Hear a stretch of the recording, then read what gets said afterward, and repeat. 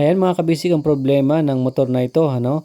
Talagang dinala ng may-ari dito dahil siya ay talagang natatakot na bakit may kumakatok-katok sa kanyang hub, ano?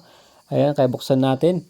Kasi akala ng may-ari nung una is kadena lang. Kaya nagpalit siya ng kadena, bago yan. Pero wala pa rin, may kumakatok-katok pa rin. Kaya nga, kailangan check na natin yung kanyang mga bearings kasi yan ang problema ng mga bearings. Kahit na akala mo, okay pa yung bearing mo, medyo okay naman siyang umikot, may alog unti, pero nasisira rin kasi yung mga bulitas niya sa loob, kaya naluluma rin yung mga yon. Kaya minsan may mga na nabasag, kaya kailangan palitan natin. Ayan, pinalitan na nga natin yan at binabalik na natin yan at check na natin kung good na ba.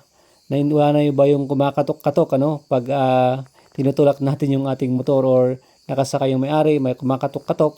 At ito na mga kabisig, check na natin. Yun o, okay na.